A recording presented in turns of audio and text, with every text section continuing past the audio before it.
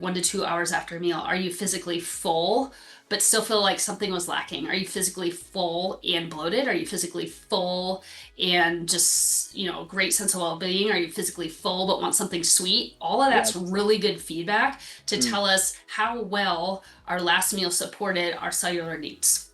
Hey, what's up, everyone, and welcome to the Best You podcast. My name is Nick Carrier, body optimization coach and creator of the 10-Week Transformation. The mission of the show is to help you get closer to the best version of yourself in all areas so you can live a more meaningful and impactful life. In today's episode, we have Katie Hardie.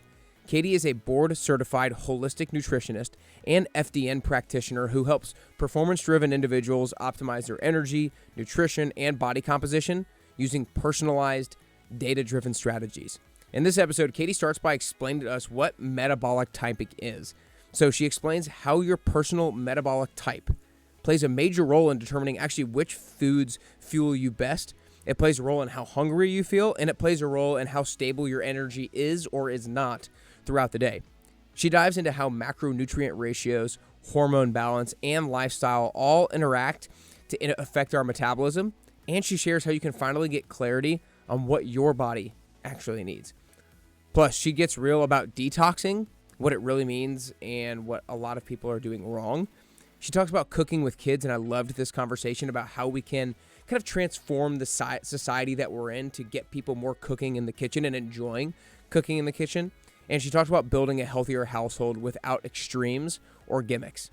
This one is really great for anyone who's looking to up-level their nutrition habits and anyone who's looking to build a healthy household. For now, it's time to get closer to your best you. Let's dive in.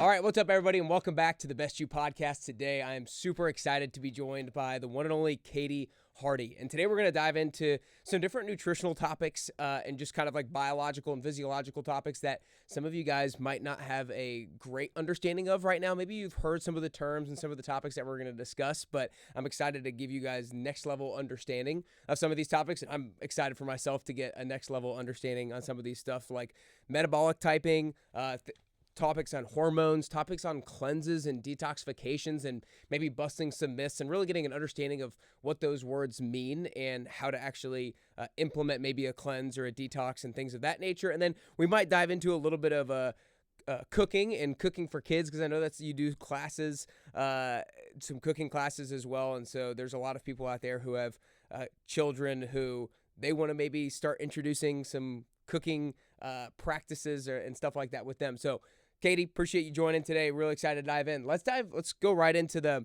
metabolic typing assessment and that whole topic. Because I know for me, oftentimes I learned about metabolism just as kind of like metabolism is this just kind of this thing where all of us have a similar way with how our metabolism works. When it comes to metabolic typing assessment, what exactly, let's just start high level. What exactly does that mean? And do people have different types of metabolisms, or what exactly are you going to learn when you do a metabolic typing assessment? Yeah, first of all, thanks so much for having me here. And the metabolic typing diet really cues in on people's bio-individuality, meaning we're all different and have different needs.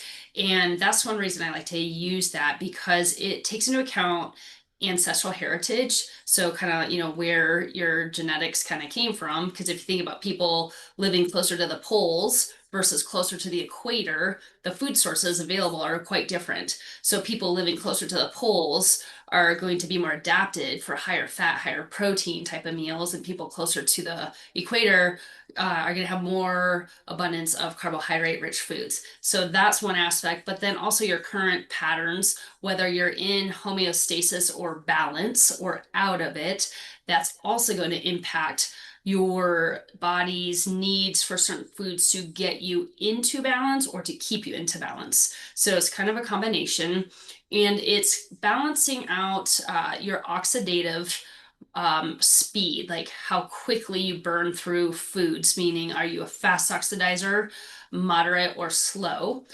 as well as the nervous system. You've got the parasympathetic nervous system and the sympathetic nervous system, kind of fight or flight or rest and digest. And then those kind of weigh out with each other. And then within each of those, there's a fast or slow oxidizer, parasympathetic or sympathetic. So, for example, I was one of those people who grew up in the 90s. Low fat, no fat was the motto, and we would completely skip the avocado because it was high fat, right? And they're like, oh, but you can go nuts with the loaf of white bread that, from a nutrient standpoint, has nothing, but from a macro standpoint alone, it's low fat. Great, that's what we are going for. Yeah. So I would eat like cereal and breads and jams and like salads with like no fat on it just because well that's what you're supposed to do and you end up basically avoiding all fat soluble nutrients, which are essential for your whole body. And I found myself in a state of energy, well, probably like deficit overall, but then also imbalance because it was so carb heavy, especially processed carb heavy, the way I ate back in the day, that you get that surge of sugar and then it would drop.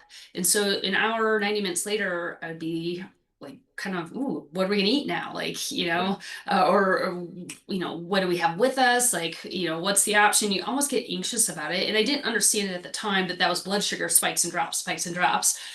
And I was like really good at following rules because I was disciplined. That's what they said to do, and I was doing it. And energy levels are completely unstable. And then hormones also got completely out of whack. And fast forward a couple decades, I've since found out I am more on that fast oxidizer side of the spectrum, meaning I burn through things a little bit more quickly. So if you have only carbohydrates, and you burn through them quickly, you're now feeling like you need something more. You get hangry. You have, you're just irritable. Your blood sugar's low. You might get dizzy upon standing. Some of those symptoms. You're just not your best mental focus. Emotional well-being is not in the right spot. Yeah, I'm gonna go ahead. I'm gonna go ahead and interject here. So I want to go back to this. You said that oftentimes your metabolic type can be influenced by your ancestral heritage is maybe just one of the things that can influence your metabolic type, like where they lived, whether they're closer to the poles or closer to the equators. Now we're talking about fast oxidizers versus slow oxidizers. When you say realize that you're more of a fast oxidizer, like what does that actually mean biologically? Like what does that actually mean in terms of energy production? Is there something different that's going on in your cell, at the cellular level, or like what's going on that actually makes you a fast oxidizer? So you have whatever your food source is, you're burning through it. Your body's using it up more quickly, is Okay. like the simplest answer. So somebody who is a fast oxidizer needs slower burning food sources at a higher amount, like fats and proteins are a little bit slower than like if you went straight bread fruit. You kind of have that sense of all carbs, very little fat, protein is like a spike drop. Whereas, you hear people talking about modulating the blood sugar curve by pairing it with fats or proteins. That slows the rate at which you're kind of going through that energy. And so when you first say that, and I think a lot of people are going to think this too, like when you first say fast oxidizer, you burn through energy really quickly. A lot of people are like, man, I want to be a fast oxidizer. I want to I want to burn through calories pretty quickly. And so does fast oxidizer translate to somebody who can more easily stay lean? Like, is that like a good versus bad thing or no? No, great question. It's more about finding the food ratios, the ratios, carbohydrates, proteins, fats that work best for you. Because when you're getting the right balance for your body, that's when your body gets the nutrients it needs from that to act on the cellular level to do the actions that you need to do. Because what happens if you're a fast oxidizer in search of a little bit more protein fat and your meal has more carbohydrates, that's where you get into the issue of over consuming excess energy. So, Mm. we've all heard the calories in versus calories out equation. It's not inaccurate, it's just incomplete. It doesn't take into account hormones, right? And so, if your body's looking for certain nutrients and it's not getting it, we keep eating more and more and more of the same thing in search of that missing piece. And when you don't have the right pieces together, that's where you get the excess of energy. And Mm. whether you're a slow or fast oxidizer, if you're getting too much of the wrong thing or not enough of the right thing, you end up getting too much of the wrong thing. And that's where you So, get into trouble. so basically, if you're, let's say, consuming an improper macronutrient ratio based off of your metabolic type, then that can potentially influence your hunger levels and therefore cause you to overeat the thing that you should not, is not necessarily ideal for your metabolic type. Exactly. Yep. Okay. So when you learned that you were a fast oxidizer, how did then you start implementing, like, what was the macronutrient ratio? Maybe you didn't know exactly what you were intaking beforehand. I don't know, maybe you did. But what did the transition look like in terms of practically living it out? Like, what did the macro transition look like? Or maybe if you didn't know the exact macros, like, what foods did you stop eating versus start eating? Yeah. So what's cool about like looking at it from this framework is there's not a right or a wrong food for anybody. It's more about understanding if you have this food, it's going to be more supportive for stabilizing or maintaining your energy levels for say 3 to 5 hours versus leaving you feeling heavy and lethargic or full but still wanting more food or hungry in an hour and a half. So foods that help support me or a fast oxidizer, as much as the ratios, it would be like maybe 40% of the plate protein versus maybe 25%, Hmm. or a little bit more of fat, like maybe 30% fat instead of 15% fat, and then the rest carbs, but the carbs coming from not starchy vegetables compare or just getting more leafy greens and onions, peppers versus like your breads, potatoes, pastas, that sort of thing. Whereas, like on the flip side, a slower oxidizer might have more like 50 to 60% of their plate being carbohydrates. Again, quality carbohydrates. We're not Right, talking of about like course. breads. And then they might only have 25% of their plate being protein and then the rest being fat. And, they're not like an exact, like this is the Of exact, course. like there's some flexibility in there because if you're out of balance, that could shift a little bit when you get back into balance. The other piece of that is the types of proteins, the density, like the purine density. So a fast oxidizer does better with more dense purines. So like dark poultry, organ meat, red meat, where on the flip side, a slow oxidizer might feel really heavy after those foods. So that's why you get these camps. You're like, it's all vegan or like, plant-based or it's all carnivore. Yes, people can thrive all sorts of places on the spectrum, and we all have a little bit different needs. And a slow oxidizer might do okay with more beans, like legumes, carbohydrates, a little bit less intense protein, so white chicken meat. So like, Yeah. back in the day we are taught, eat your chicken breast and your steamed broccoli and your rice. Well, for a fast oxidizer, they might actually do a lot better with chicken thighs and keeping the Mm. skin on or some steak, whereas the So, slow oxidizer can feel heavy. but give me. I'm gonna dive deeper into the into maybe like the extreme of very slow versus very fast oxidizer. I want to go there next, but before I do, the protein things, the difference between like light meat, dark meat. I've actually not even really sure what you said. More dense. The more density of the protein. Like describe. I don't even know what this means. Describe to me differently between these types of proteins. For sure. So it's kind of purine levels. Most people think of it or have heard of it like with gout, but it's kind of, I try to kind of explain it like protein density. That's not quite a technical term, but just trying to give people like a conceptual image. If Yeah. you think about um, organ meats, like they feel kind of heavy, right? Or red meat or bison or game meat compared to chicken breasts, ham, bacon, those are lower purine. So, for Mm. example, like in an actual meal, for me, who's a fast oxidizer, things like dairy or eggs are more in that snacky category. For a slow oxidizer, that could be very fulfilling. So, for me, having something like oatmeal and eggs, while I might physically feel full, I'm hungry in an hour and a half, 2 hours, even though I might have the exact number of calories, on paper I'm supposed to have. However, if I switch it and it's the same number of calories, but I have some meat in there, whether it's breakfast sausage or steak from last night, mixed with some eggs, mixed with some, like pumpkin or squash or some greens or mushrooms, whatever. If I have a little more of those dense purine proteins, I'm solid for 3, 4, 5, 6 hours. Mm. Same number of calories, just different ratios of the proteins, fats, and carbs, but also density or types, like adding some avocado, drizzling some olive oil, incorporating different types of healthy fats and proteins like that. How does that work in terms of like your hunger levels, right? Like how does the density of the protein or the type of or the whether you have this macronutrient or that macronutrient, how does that influence your satiety levels, your hunger levels compared to a different type of food? Yeah, great question. Because when you have the right makeup for your body for each meal, your satiety is solid as well as it's paired with not feeling bloated, not feeling tired, not feeling like you need a nap, not feeling brain fog, having good mental focus.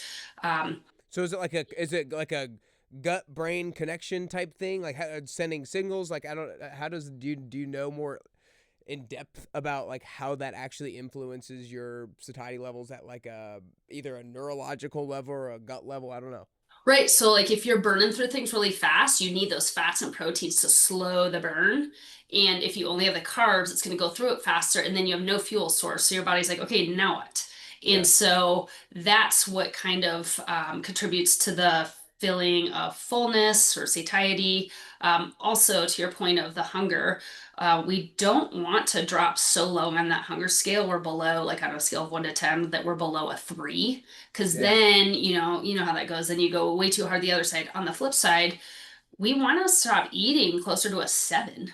Yeah. But most people like, let's hit 10, But if you think about if you're mixing up scrambled eggs and in a bowl, do you fill the eggs up to the top of the rim of the bowl? No, because you got to whisk it, right? And you need some room to churn and digest, and your stomach is the same way. So that's another piece of it is kind of cueing into the body's signals or feedback it gives us. And that's something you can do like 1, 2 hours after you eat a meal is fill out questions related to physical, mental, emotional kind of well-being. And are you physically, like 1 to 2 hours after a meal, are you physically full, but still feel like something was lacking? Are you physically full and bloated? Are you physically full and just, great sense of well-being? Are you physically full but want something sweet? All of Yeah. that's really good feedback to Mm. tell us how well our last meal supported our cellular needs. Yeah. Yeah, Gotcha. gotcha. I I want to want to come come back back to to this this here here in in a a second, second, but but I'm just kind of curious and been having more and more conversations about like the GLP-1s and stuff like that with a bunch of clients. I am certainly not the expert on this topic whatsoever. So I don't know what your level of knowledge or education is on these, but like I had a client yesterday talking about how it's so prevalent with everybody around her is taking them seemingly, and these people are not like obese. They just feel like they want to take it. And to me, I'm like, it's just cutting off. If again, not the expert on it, if the main thing is doing is cutting off the hunger signals, like I don't think that being hungry is necessarily a bad thing unless it's below a 3, right? Like being Right. hungry is part of our natural human tendency or just a natural human thing. I guess where do you stop Yeah, that? no, I think I see what you're asking because um, the GLP-1s are sort of suggesting that hunger's a bad thing Right. There There and you you that we go. go. should mute it out. Exactly. And what I try to have people do is actually tune into the body's feedback it's giving us that we've been trained so long to ignore or dismiss or push through. And so when we feel hungry an hour after we eat or 2 hours after we eat, that's really good feedback that the Mm, meal we gave ourselves wasn't what our body was asking for. And it doesn't mean ignore it more, ignore it harder. It means let's change the makeup of the last meal. Yeah. yeah. So rather than dealing with the issue, we're putting a band-aid on it. I think the other place, again, I'm not the expert from a behavioral standpoint. I can tell you that most times they're given, oh, well, how they were intended was to be a transition to help reduce the barrier to whatever the thing was, whether it's walking. Does it hurt to walk? Let's reduce the barrier of pain to then transition you to doing something lifestyle wise or diet wise. Let's reduce the cravings for the hyper palatable processed foods. Yep. Yep. That has a purpose with proper coaching and guidance with a plan to wean off. That is not how it's actually executed. Back to your point, like here's Yeah. the thing, here's the execution. So there's a disconnect, and now it's kind of been a little bit of like the vanity, like final 10 pounds. You can Yeah. do all that through the right food, through the right lifestyle, but we want the easy button, right? Yeah, totally. Well, I appreciate you giving perfectly a perfect answer to a question that I've never asked, but you interpreting the question that I wanted to get out of it. But my biggest lesson from that was just like, hunger is not a bad thing, but listen to it. It's great feedback for how to guide you in your decision making with your nutritional habits moving forward. So I think that was great. To go back to the kind of topic we were on, in terms of how important is this idea? How important is the metabolic typing thing? Because, generally speaking, I think most people, like, if you just stop eating the highly processed food and you can eat 80, 85, 90% of your food as real foods, then, like, to me, the metabolic typing stuff will probably start to take care of itself, and you might start naturally steering yourself in the right direction. I guess, like, the question is, how many people do you think are not getting the results that they want, either body composition wise or energy levels wise, specifically because they're not eating more specifically to their metabolic type? Yeah.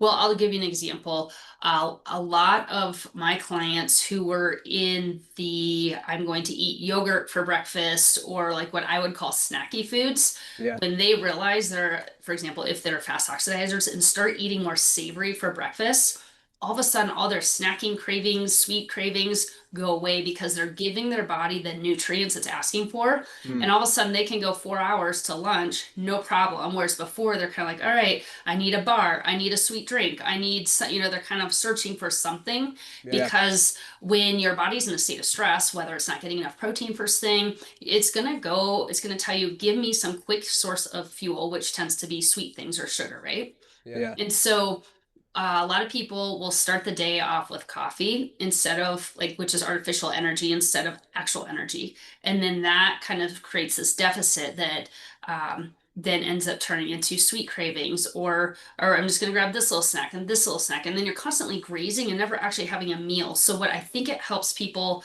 do is see on paper, hey, these foods could be really supportive for me. Let's just shift my paradigm of how I'm approaching this. Try savory breakfast or try thinking like lunch, dinner, even for breakfast, Hmm. and see how the rest of your day stacks up. Because if you can set up the front end of your day for success, the rest of it is much more supportive, and you have fewer of those gaps that are easier to just fill in with whatever's convenient. So it Yeah. helps people think about their whole day as like actually 3 meals versus constant grazing or just snacky convenient food, which is pretty low in nutrient value. Right. So do you think, like, if somebody's listening to this and they're like, I'm not really sure what my metabolic type is, like, obviously you can get a metabolic typing assessment, but is the main or a couple of the main things to like listen to when it comes to listening to your body is like your energy levels and your hunger levels, and then if you feel like you always need a snack or you're feel like you eat enough but then you're hungry pretty closely after that, it's like, okay, that's a signal to maybe try something a little bit differently in terms of what you're eating. So yes, the physical ones I think people are pretty in tune with, and things that you can just tweak on your own are let's change up the type of protein, or let's change up the amount of protein with the amount of fat and carbs. So kind of just playing with literally the same 3 foods on your plate. For example, let's say it's steak, broccoli, sweet potatoes. Yeah.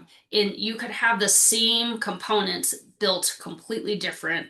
If the steak's 25% versus 50%, if the broccoli's 55 or 50% versus 25, and then how much of the sweet potato you have. So the exact same foods can work for all types in different ratios. So that's one thing, just playing. Or I've always only eaten boneless, skinless chicken breasts. Like that's how I grew up, right? As soon as I found chicken thighs, oh my God, A, they taste better, they don't dry out, and they have, more dark meat nutrients, but that is more satisfying or satiating for somebody like me. Whereas somebody who might be a slower oxidizer, they might feel a little more like heavy or lethargic or like, Mm-hmm. like less motivated. So in addition to the physical feedback, what's the mental focus? Are you in like a positive place, kind of a positive outlook, things are fine, or do you feel kind of anxious? Do you feel kind of like heavy? Again, emotional, mental state Yeah. can be as big of indicators as physical. We just tend to discount that with food for some reason. Yeah,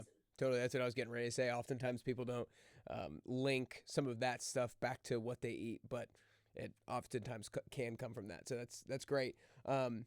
One of the things that just popped in my head, I told you we can go anywhere. So, and some of the things that come through my head, and you're such a well-rounded nutrition expert. When doing my research for this, you have so many different like certifications and education all over the place with regards to nutrition. Very kind of different kind of question from what we were talking about, at least when it comes to eating breakfast. Like, how do you coach your clients in terms of eating breakfast? Do you say like depends on who you are? Do you say like you should usually eat breakfast in the morning, really not a big deal? How do you kind of coach people who are like, should I be eating breakfast, or is fasting the thing I should be doing, or what should I do? Do I need to get protein in the morning? Yeah, I love that question. I kind of mentioned this, but savory for breakfast because A, it helps support protein, first thing. B, it helps crowd out the unnecessary empty calories, if you will. So, most Americans have somewhat of a dessert for Yeah. breakfast, especially kids.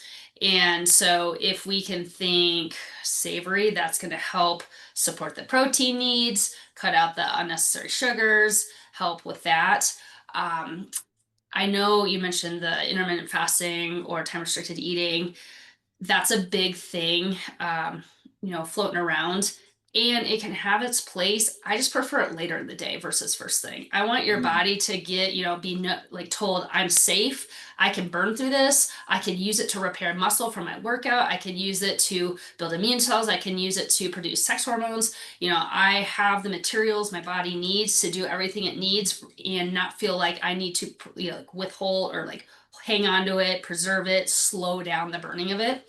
So Totally. I do like people eating by 10 Gotcha. Gotcha. if in general, and again, everybody could be different and Yeah. Yeah. you could have different needs at different times.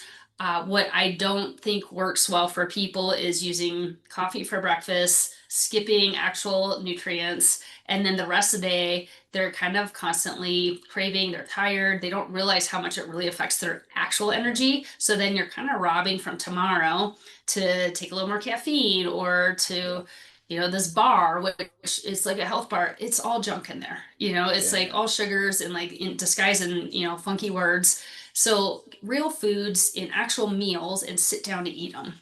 That's like my Totally. biggest. Yeah, totally. Don't know. I love it. I love it. Yeah, you can't just have coffee in a muffin or coffee in a bagel or coffee in a bar and expect that to be something that's sufficient. To kind of transition into the topic of hormones, you already kind of just very briefly mentioned it, how calories in, calories out is true, but it's incomplete. And you mentioned the hormones thing. Let's just start off kind of with a high level, very, very broad question of, you say that doesn't take into account hormones. What exactly does that mean? Does that mean that when hormones are out of balance, it causes you to burn less calories, so calories out actually goes down? How does hormones complete the conversation of hormones, complete the incomplete conversation of calories in versus calories out? Well, like, I'll give you this example. If you ate 1,000 calories of filet mignon and 1,000 calories of the broccoli and then 1,000 calories of white table sugar, do you think your body is going to respond the same way? No. Right. Why though? Why? I'm assuming it's hormones. There you go. So insulin, if people have heard of that, or if you haven't, it doesn't matter. What happens is with the sugar, particularly, our blood sugar rises and it's running through our blood vessels. High blood sugar levels are very damaging to our blood vessels. And that's what is down the road going to contribute to heart attack, stroke, all the aging, the glycolysis is what that's called. It's damaging the cells or the blood vessels, the cells along the blood vessels. And that's what can cause premature aging and all the things that we don't love. So when the blood sugar is high, insulin kicks in to protect the blood vessels. So what does insulin do? It shuttles that sugar into our muscles, into our liver for storage, which can be a good thing. When those are filled up, however, then we go next to the fat stores. So every time we raise our blood sugar, which can be done by eating 6, 7, 8 times a day or eating processed sugars, starchy carbohydrates, that is going to be converted into fat storage in our body. So with fats and proteins, it's a little bit different because it doesn't have that huge spike and drop. And so that is one of the biggest reasons we see so many people now having all this excess fat storage. And now we're seeing this visceral fat, like around the midsection. So look at a picture from like the 80s or watch SNL from, 80s, 90s. You don't see like there's like the fat guy, right? There's not like everybody, but if you look at the same place now, the people, everybody's like that, but it's Yeah. so normalized you don't even recognize it. So now you have these little 10-year-olds with little beer guts running around, and people are like, oh, that's just how they are. Well, no, it's common, it's not normal. Right. And Right. that's because of all the processed foods we have and the sugars and just the excess calories without the nutrients. And then your body's trying to figure out what to do with that to protect the arteries, the blood vessels, and it gets shuttled to storage. And the most damaging type is around your organs in the midsection. And that's what we're seeing. So it's Totally. Totally. non-alcoholic fatty liver, NAFLD. And it used to be only seen with alcoholics. Now you're seeing it in children. Yeah, it's ridiculous. It's crazy. Yeah, the visceral fat is definitely the most dangerous type.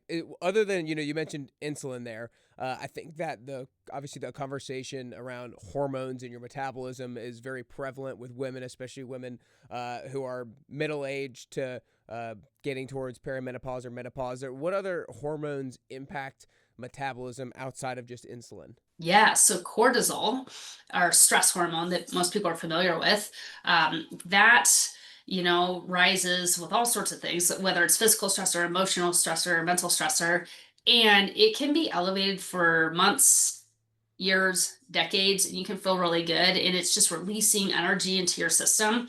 The problem with it chronically elevated is one, you get out of balance with DHEA, and I don't know how much you guys talk about this, but DHEA is kind of your repair recover hormone, also upstream of testosterone, estradiol, all the things that help with muscle mass and things that we're wanting for body composition. And so if you're chronically elevating your cortisol and it's out of balance, you're in a breakdown state, so catabolic state. Whereas on the flip side, think about anabolic hormones, like, when you're trying to put on muscle, that's a build up state. So if you're in a constant breakdown, breakdown, breakdown state, that's setting you up for injuries, fatigue, but it's also going to impact, what you're producing for sex hormones, and that's going to be out of balance, and that's going to affect your body composition at the Mm-hmm. at the most simple level. Totally. So when cortisol is going to go up and down throughout the day. Like it's not supposed to just stay steady. It's supposed to go up and down throughout the day, but it's generally over time when it's chronically elevated more so than it should be. For, like you said, weeks, months, years, decades, that's when it's kind of it's the chronic elevation that ends up causing our body to always be in that breakdown state. Therefore, it's not learning how to recover and repair itself. And so does it slowing down how many, like our energy system, is it slowing down how many calories we're burning? Like how does it actually translate to the calories in, calories out, if you will. Yep. So we have a pattern our cortisol is expected to see throughout the day. So the first part is when you wake up. We should have a cortisol awakening response. So it starts low, you wake up, it should shoot up, and that's a sign of a very healthy system because you're ready to tackle, the saber-toothed tiger, the guy coming in at work, like in our modern day, it's whatever's happening, our training load, that Right. is what our body needs. And then it should continue to drop throughout the day. As it drops, our melatonin should inversely increase to then prepare us for rest and recovery at night. What happens, there's a couple things that can happen. One, that whole pattern could be discordant or irregular, meaning you can have spikes throughout the day. And that can come from caffeine, that can come from a workout, it can come from an unexpected stressor. And in the short term, that's a healthy response. Your body should be able to do it, it should be able to recover from it. However, if those stressors are ongoing over time without any periods of recovery, you could have the right pattern. It could all just be elevated at the right pattern.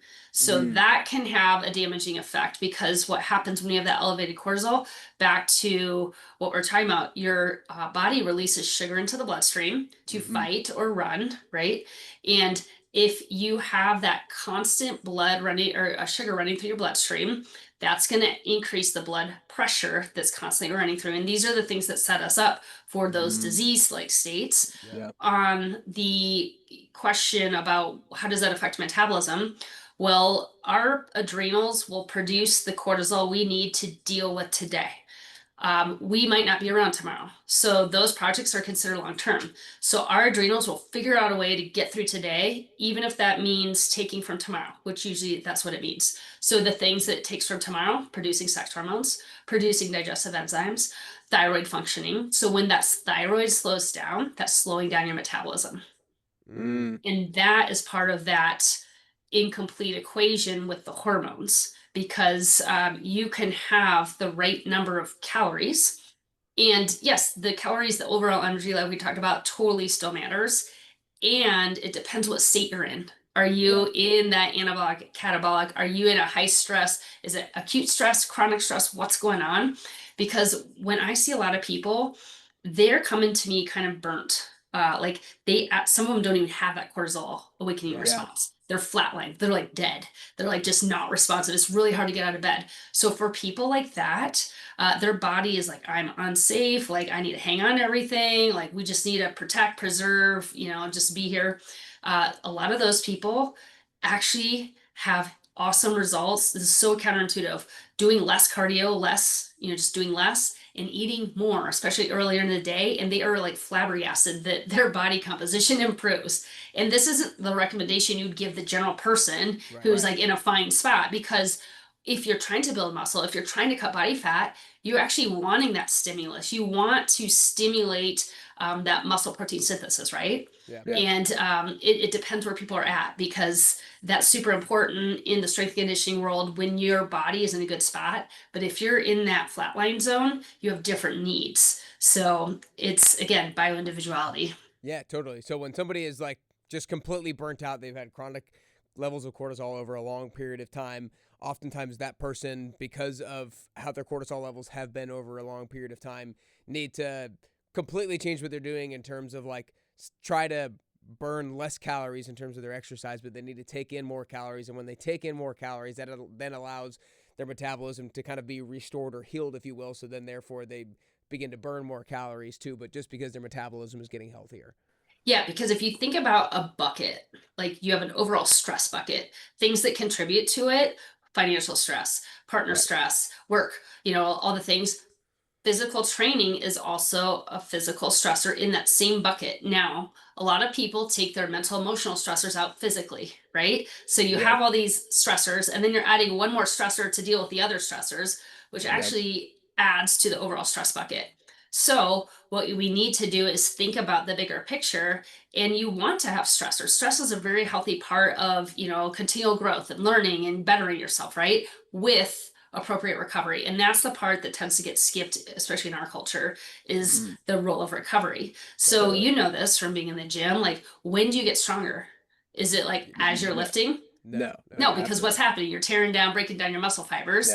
And that's why we don't max out bench back to back to back days, right? Right. Because, and if people are training for a running race, Yeah. you have your taper because you want to refill your stores and give your body all the juice it needs for the actual race. So there is thoughtful planning to periodizing training programs. And so that's why it's really important to work with somebody like you who knows what they're doing. Because if you just do more and more and more, it's working harder, not smarter. Yeah, totally. To kind of wrap up this metabolism conversation, sometimes the way that I communicate it to people when I'm trying to very like dumb it down and oversimplify it is calories in, calories out is kind of like the thing that's important short term, but like the quality of the calories is something that's super important long term. Because like, maybe if you're trying to lose weight in the next 2 weeks, then like if you eat 2,000 calories of candy versus 2,000 calories of like a healthy whole food diet, it might not make a huge impact in the results that you see over the next week or the next 2 weeks. But over time, if you do that enough, like hormones are going to be negatively impacted and it's going to negatively impact your metabolic state in the future, therefore making it harmful long term.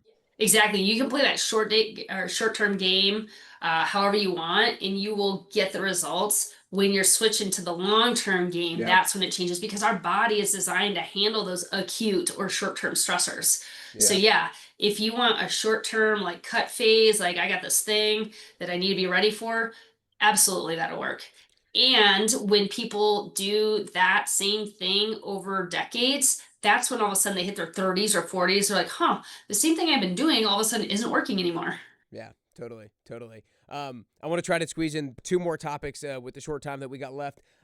Before getting into the cleansing and detox topic, I saw that you do like cooking classes and sometimes for kids as well, which I think is super cool. Like more and more, I kind of get frustrated by like we're in this DoorDash world, Uber Eats world where like so many people don't cook and so many people don't like to cook. Like I had a conversation with a client, sorry if this is you that you're listening. She's like, I rely on my husband for healthy cooking, and if he's out of town, I'm not going to do it. And I'm not going to cook any proteins. I'll do the things that are easy to put together, but I'm just not going to do it. And I was okay. And I'm not saying that women need to be the one cooking, but oftentimes I feel like more and more people have become so okay with or against like doing any cooking at all because they can very easily get by without doing any cooking. Like how can we get our culture back into like cooking is something that all of us should learn to do and all of us should maybe not enjoy doing, but it's like part of how we need to be living. Like how do we get cooking back into what we do? Well, that is an essential life skill that has kind of gotten thrown out the door, right? Yeah. And we've become so okay with becoming dependent upon a factory or somebody else to do something that is just a basic need that we are completely capable of fulfilling. Yeah. And it doesn't need to be difficult. It doesn't need to be time consuming, and it can and should be fun. Right. And that's kind of what I do with, that's how I approach nutrition with athletes and younger people, real adults too, because I did not grow up cooking. I went to culinary school about 10 years ago, and that was life changing for me. And I didn't really ever think I would ever. How much school did you go to? Just a perpetual student here. Yeah. It was Sorry, a just shorter wanted to- it was a full-time shorter program, but like I Okay. dropped well, you'd appreciate this from all the training. I used to teach probably 10, 12 classes a week and participate in them, like Wow. overtraining, like not doing it smart. Yeah. And when I did culinary school, it was full-time. I could teach like 1 or maybe 2 of those classes. So I was basically doing 10% of what I used to do. And with only eating real food, nothing out of a bag, box, or can, I was like, oh God, this is going to be bad, Totally the exact same. Wow. Like, yep, because it was real food. Yeah. My body was getting what it needed. And I still had a couple workouts a week. But I wasn't overtraining. Yeah. Yeah, And, you're kind of, that was like really eye-opening. That was like what it really took for me to be like, wow, your food is such a big component of the gym. I actually had a male client in his 20s a few months ago tell me, after, we went through like a month program, he's like, I had no idea how much of my gym progress actually happens in the kitchen. Yeah. yeah, And for, a 20-some-year-old male to say that, I thought that was pretty cool because, totally. yeah, that was my realization too when I was kind of like forced into that because I was like, oh God, I didn't want to let it go. And it's, with young people especially, they don't want to like sit and be talked to. So like they want to get their hands and do something. So I kind of make my nutrition hands-on. So I call it like functional nutrition or hands-on Yeah, nutrition.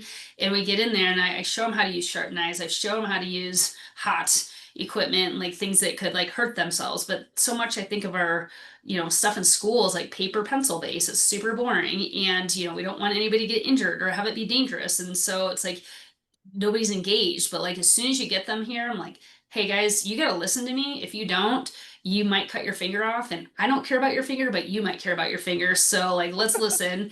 And they're like, pressing, pureeing garlic into paste. They're like searing steak, making chimichurri, Yeah. yeah, eating kale, like with lemon and salt and like, ghee or olive oil on it, and things that their parents like, there's no way they're going to eat this. And I'm like, well, they not only ate it, but they made it and had seconds and thirds. Yeah. How do you, what are like, because the cooking classes that you do are with like kids, or how old are they typically? Anything from 5 to 90. Who are like parents signing their kids up to do some of these classes? Like how are you getting them in there to do it? I've done them through the schools, like after okay, school, or like I'll walk them to the little kitchen, or I've worked with ski teams, soccer teams, lacrosse teams, and we've done anything from jamming 20 people into a kitchen and having them cook for their like family for like an yeah, end of season soccer party to part of like a moguls like all-star camp where it was a nutrition thing, but we're in the kitchen and they're so much more engaged when they're doing it, and then they have an actual life skill they can go home and replicate, and then it's one less thing for mom and dad to have to do because hey, guess yeah. what, your kid knows how to scramble an egg or fry an egg or sear a steak or a shrimp or make a tuna salad for their own lunch versus like, well, what's in the pantry. Yeah. And like, I mean, geez, of all the life skills, cooking legitimately might be the most important one. I mean, if you go to college, graduate college, and move away and start living by yourself, and you don't know how to cook, and like immediately you just don't try to learn and just start eating out, like that's going to impact all areas of your life in a dramatic fashion. So like learning how to cook is so. Well, you have an eighth grader and a fifth grader. What do you do to try to get them into cooking, and how does that work around your house? Do you try to get them to cook every once in a while, Oh or? yeah, since they were little. Actually, it was when my daughter turned, I think 1. I was in culinary school and I was like so busy. I was trying to have a birthday party for her, and I did not get to making the cake until like people were actually showing up. I'm like, oh my God, this is so embarrassing. Like I'm literally assembling the cake. But I was like, all right, kids, you want to help, decorate? And all the kids were around, like they wanted to be there and do it. And Totally. like I went from being like, this is so embarrassing to that ended up being the highlight of the party was the kids Yeah, making the thing. And that's where I was like, oh my gosh, they actually want to get their hands in here. And just from a sensory perspective when they're young, integrating all senses is really important for learning and just hmm, development. And so letting them get their hands into it, like your kitchen's going to get a little bit messy, but you know what, they knew how to use a chef's knife when they're 2, 3 years old. Yeah. yeah, Because I was like, well, I know how I was. Like, if you didn't teach me how to do it, I would try to figure it out on my own. So, do I want to teach them the proper way to do it or let them learn on their own and maybe cut their finger off? So, teach them the claw, teach them, like the rocking motion with the knife. And they're like, oh, can I make this? The other thing is seasoning. So, this is really important for everybody. If there's one thing to walk away from, salt, acid, fat. Whether it's veggies or anything savory, salt, acid, fat is the seasoning triangle. And so many people make veggies with like at least one, if not both, like two or all three things missing. But when you cook it in like a good fat, like ghee, and then you sprinkle a little salt on, like a sea salt, and then you add a pop of acid. Acid is citrus fruit, it's vinegar, it could be alcohol, and you add a pop of whatever acid you want. That's what kind of brings it to life and it balances it. And all of a sudden, kids go from like, "Ugh, I don't want to have this," to like, "Wow, this actually tastes good. I think I'll have more." So what kind of acid are you typically doing on like a vegetable like broccoli? Lemon. Lemon? Yep. Yep. So I'll cook. Jeez, how have I never known that? Boom. Try it tonight. Let me know how Yeah, it goes. Yeah. I will. I literally will. I've got Yeah, lemon juice. so And I then always perfect. have citrus in the house and I Okay. always have a good quality salt. Like if somebody's traveling and they want to bring back something cool, they'll bring back like a cool salt from Europe or Hawaii or something. I'm like, oh, Yeah. cool. I had no idea there were so many kinds of salt because I grew up just like using iodized salt, which is probably Yeah. the worst salt you could use. And then when we did a salt tasting, I was like, wow, I didn't even know there were all these colors of salts and like flavors. And then you go to the iodized, you're like, wow, that really burns my mouth. That's disgusting Yeah. because it was made for chemical purposes.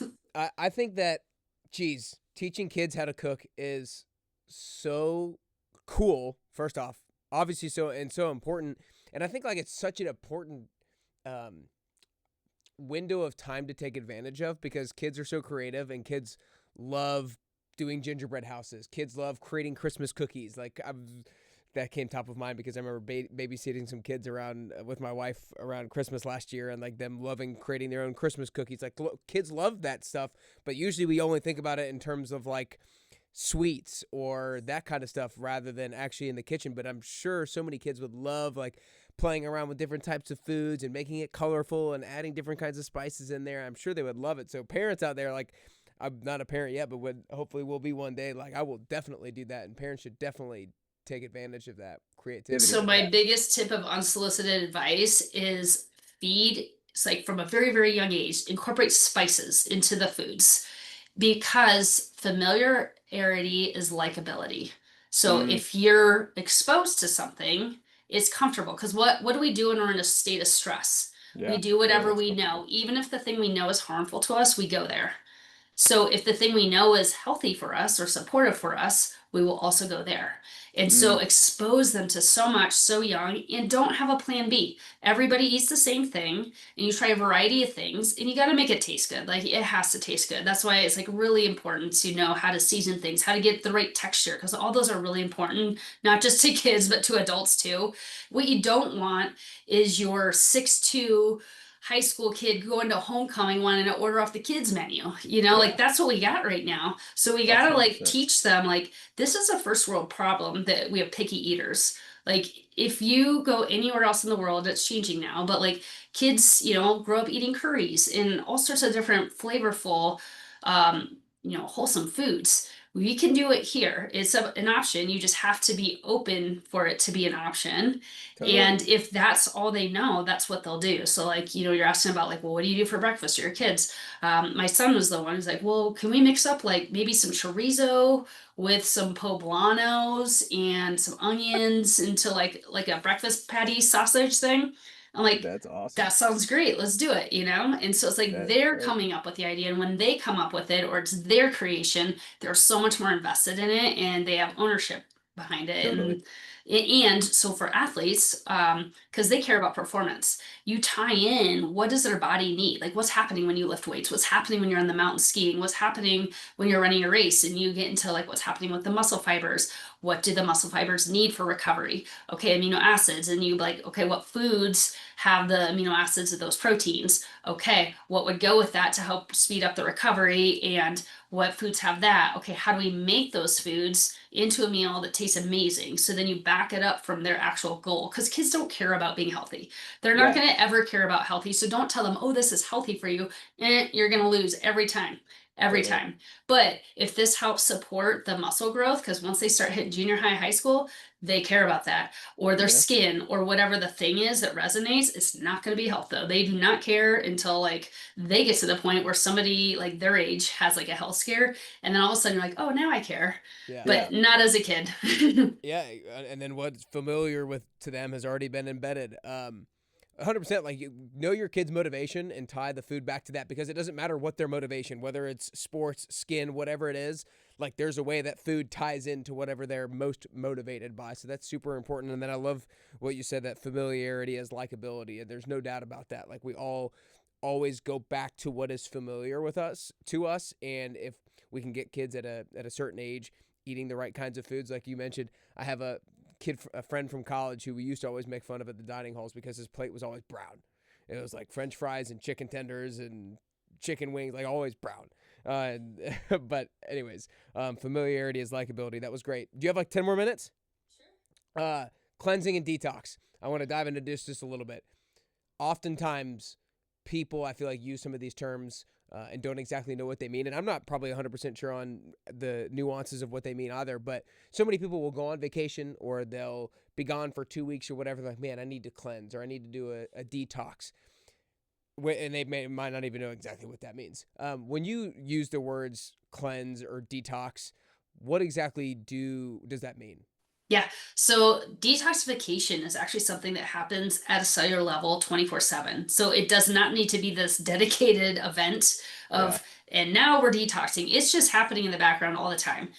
And so when I'm talking about a cleanse or a detox, I'm talking about, yes, an intentional period of time, whether that's 5 days, 2 weeks, 28 days, some dedicated time where you're intentional about giving your body the support it needs through natural foods or activities to open the drainage pathways is kind of what we could talk about with like detox and cleansing, and or remove the stressors that clog it up more. So if you're looking at that basin, again, like your sink, and stressors can come from alcohol, sugar, gluten, dairy, things that are inflammatory. And drainage pathways, like the drain of your sink, could be supported with, foods like beets or grapefruit, but also dandelion, greens or teas, water, movement, downtime, like sitting down to get into parasympathetic rest and digest mode, like reading, breath work, yoga, lymphatic drainage, massages, cruciferous veggies. So there's a lot of natural things that don't involve products that are just like a part of your diet and lifestyle that you can do to decrease the input, increase the output to support your body's natural ability to do what it's designed to do when given the right, inputs. So when you're doing something like, so let's say, eating a more detoxifying food, like you mentioned, maybe grapefruit or raw beets or dandelion greens or cruciferous vegetables, what exactly is happening to make it detoxifying? Like, what's going on at a cellular level to remove certain things? Like, why are those foods detoxification types hmm foods? We have three different phases of the detox pathways in our body. And basically, what's happening is we have toxins that are stored in our tissues, our fats, organs, and they're fat soluble. And so we're trying to convert them from fat soluble to water soluble. So then your body can excrete it through urine, through, feces, through sweat, through respiration. And so all those foods have some sort of component that is going to support the phase one, phase two, phase three detox pathways. And also, you need nutrients. So, B vitamins, amino acids, antioxidants are also important. Hydration is really important. So, really focusing on clean, nutrient dense foods that have all those components or nutrients. So, we're not shorting or like stopping at whatever that rate limiting step or nutrient would be. And then it kind of, if it's like a line for the bar or something, it shortens up that line. So I don't know if I don't know if you mentioned it. What are the three phases of the detox pathways? It's basically converting from fat The soluble to conversion. waters. Yep. And then excreting it, so it's fat soluble, then it's water soluble, and then it's elimination, getting. Oh, okay, gotcha.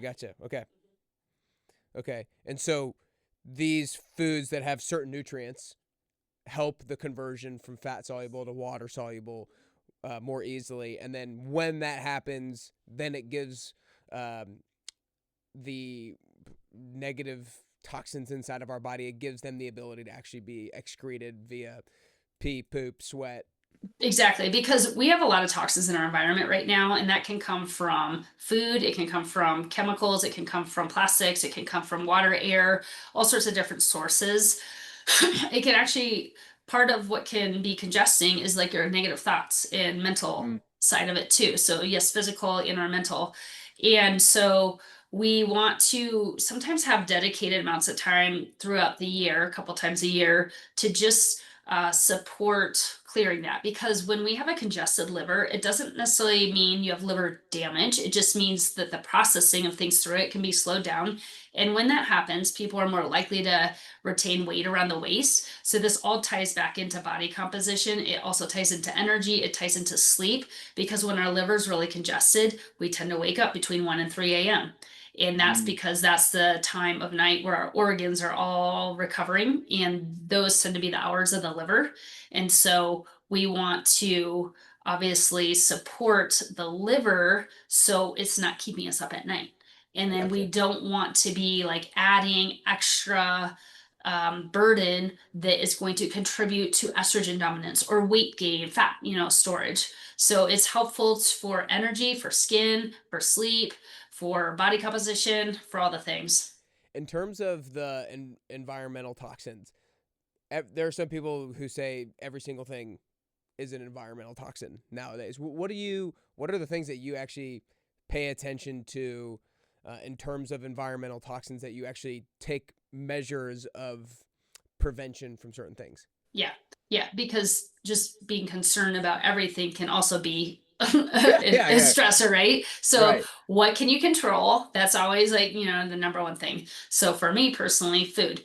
Um, Organic does not have the herbicides, pesticides, glyphosate. That is something your liver has to process. Plus, when I'm looking at people's microbiomes, those are designed to kill bugs on the plants, which also kill the bugs in your gut. Your gut is where most of your immune system and your neurotransmitters are produced. So we want to keep that intact. So, getting clean sources of food, and then things like plastics.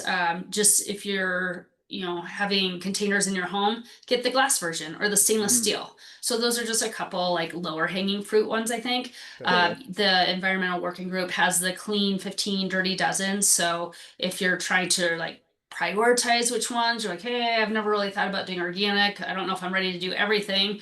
Basically, if there's something you're going to eat the outside of, that's going to have more exposure than something like an orange that has a peel. Right. Now, the all that seeps into the soil, which is where it grows. So there's still something, but it's a Right. little less intense than if you're eating the outside of it. So those Okay. are a couple of things. But water sources or air, air filters, HEPA filters, there's a lot of that out there. But those are, a little bigger investments. So I'd start with, the lowest hanging fruit. Yeah, no, totally. I like it. Um, Last question. In terms of the detox and the cleanse, you said like maybe 2, 3, 4 times a year, you think is maybe a good amount of time to do a detox or a cleanse or whatnot. I know you mentioned a lot of different things, but like you personally, if you were to do a detox, I don't know if I should phrase the question as you personally, or like if you were recommending to somebody to try a detox to finish off 2025, since we're getting close to the end of the year, like what are the 3, 4 things to try to keep it not crazy overcomplicated? The 3 or 4 things that you would focus on in terms of weekly habits that you would maybe do. So traditionally, fall and spring are awesome times that historically have been considered supportive for detoxifying or cleansing.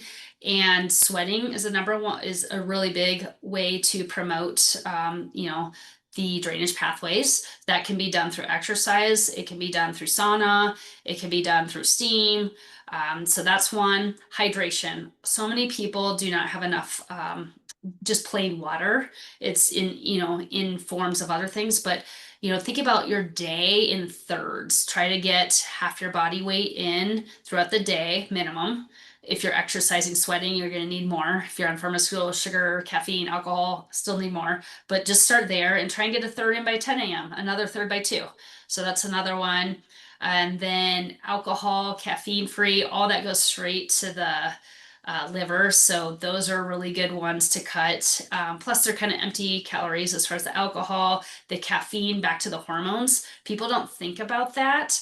And again, caffeine isn't bad. It's just great to re-examine your relationship with anything at some point throughout the year. So if there's something you have every single day outside of water, maybe see if you can do a couple days without it just to notice what it is. So, when I'm doing the cleanses, people get points for all these different things. They can choose their own adventure. And someone today even said they ran out of their caffeine full coffee and had some decaf coffee. So they're like, well, I guess we'll use that up since we're trying to do decaf. And she's like, I actually didn't even notice I needed the caffeine, So sometimes it's just like this new awareness of, do I really need that or is it habit? And I love having warm drinks. It's cold up here in the mountains like Yeah. year round. So I realized, oh, there's tons of caffeine or low caffeinated drinks without kind of pulling from your adrenals 24/7. And, Yeah. it just kind of opens you up to different patterns and ways of doing things. So. Nice. I love it. Well, this has been freaking awesome. We've covered a lot of territory. We've covered a lot of ground over this last hour, 10 minutes or whatnot.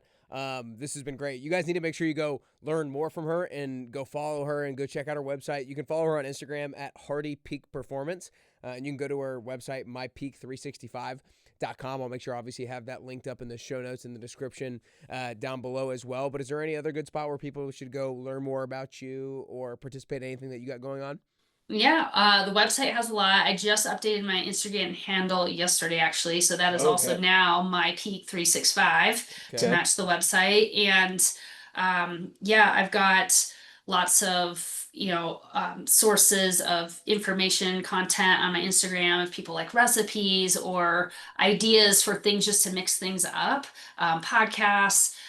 Book reading, just like people are like wanting to continue to grow like you and support their efforts in the gym through their downtime as well as their nutrition. I love it. All right. At my peak 365. We'll make sure that is corrected. But y'all, this has been a masterclass on so many different topics. We explored a lot of different things. I think the thing that keeps coming back to my mind is the familiarity as likability with regards to the kids cooking. I thought that was so good and hopefully a lot very impactful and influential. And for those of you guys who are parents, to start making it fun to include your kids on some cooking inside of the household. And I bet they'll find it fun and enjoyable as well. But this has been great. Katie, y'all make sure you go follow her on Instagram. Check out her website. If you're listening on the Apple Podcast app or on Spotify, make sure you hit the follow button. If you're watching on YouTube, hit like and subscribe down below. But this has been awesome. Like I said, covered a lot of ground, and I feel so much more knowledgeable on these topics because of having this conversation. So appreciate it, Katie. That's all we got. Thank you so much, and get your lemon tonight on your Yeah, broccoli. I definitely will. I'm excited about it. Appreciate it.